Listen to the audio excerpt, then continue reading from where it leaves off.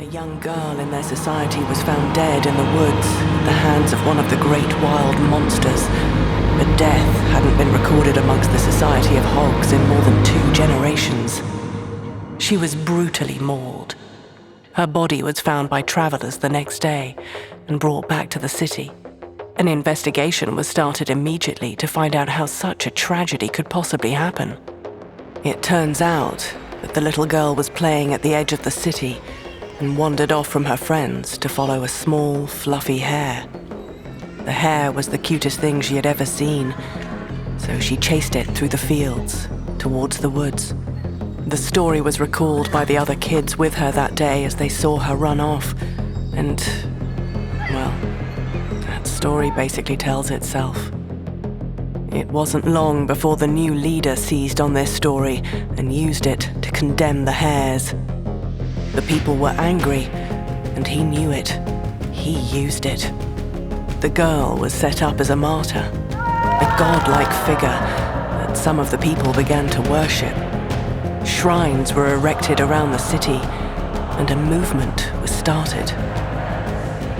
The others amongst the leaders were utterly horrified by this new development, as they had always shunned religious thinking in favor of science, data that could be measured and replicated. This new force was non-falsifiable. You could not reckon with it, and it was gaining steam among the people. A famine took over the land as rain became scarce and crops started to die. The new religion growing among the people looked at this as a failure of science.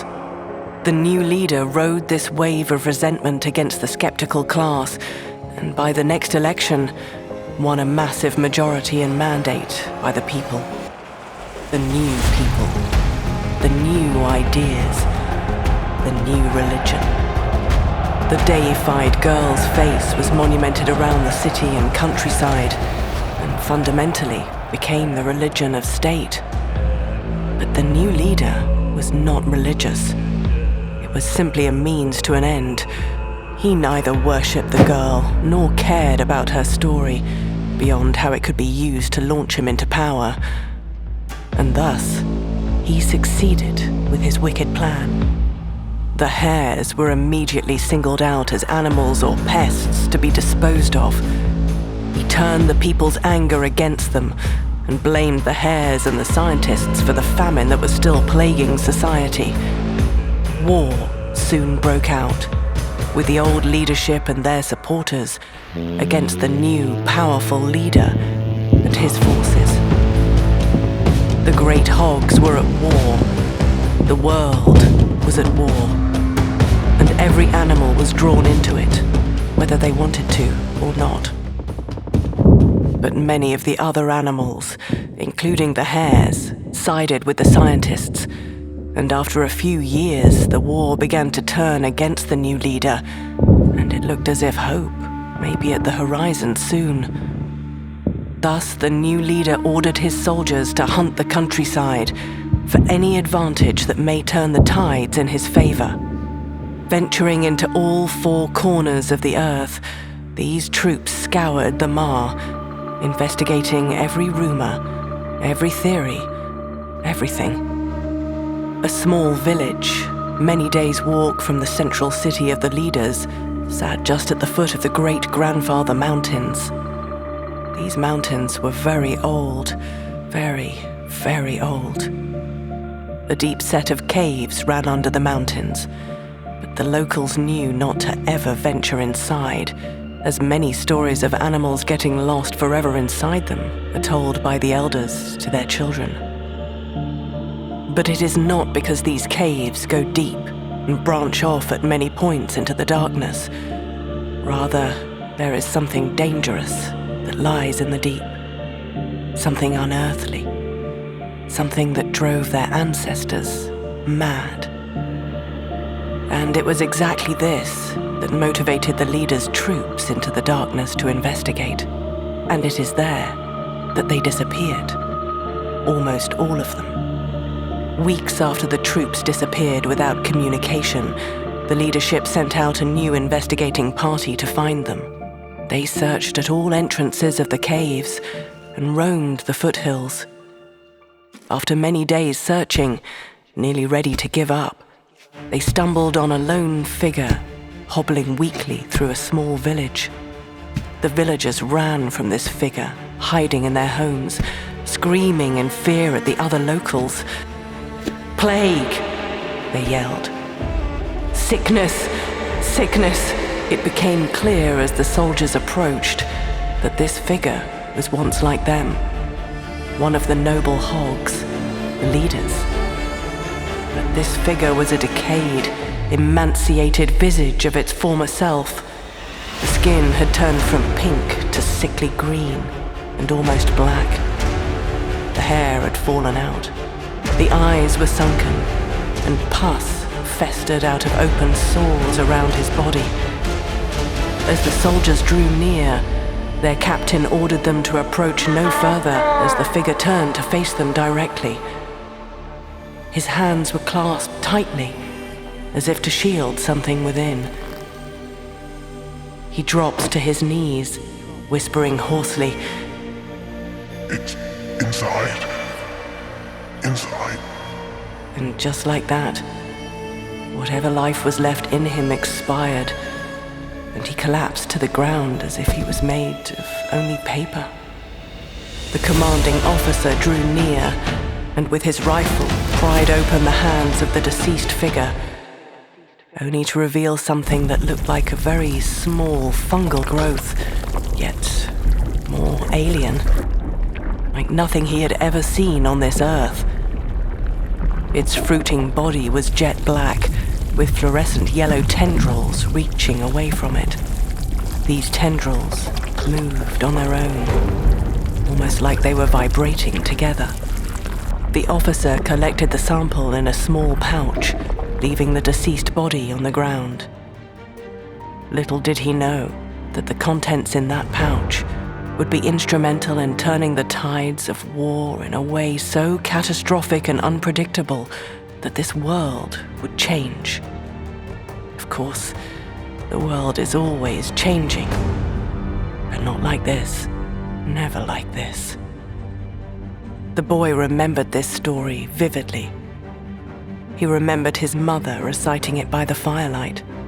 He remembered her words as she described this little alien thing that the leaders discovered, and its terrifying power weaponized by the new leader during the war, almost completely wiping out the other great hogs, the scientists.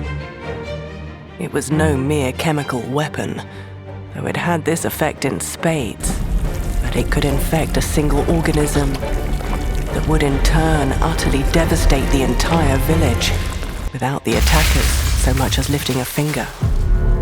There were many stories of an infected animal almost bursting apart, with tendrils as long as 3 tanks lined up, ripping and tearing the flesh of any creature in its wake.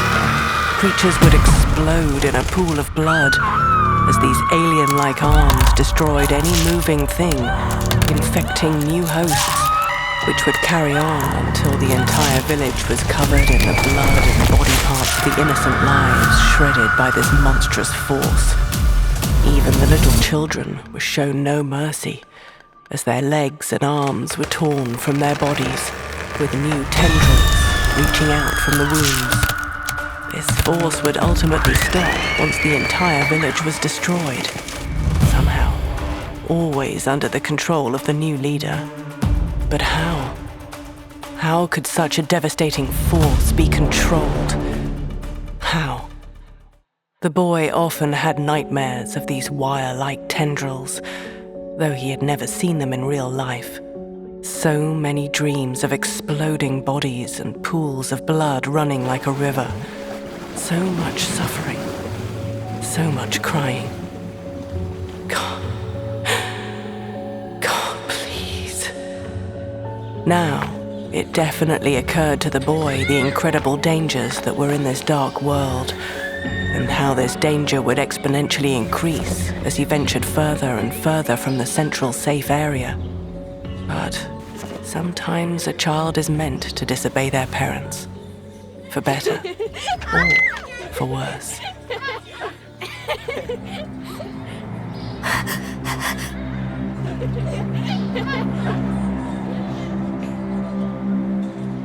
What is it? Silas? What?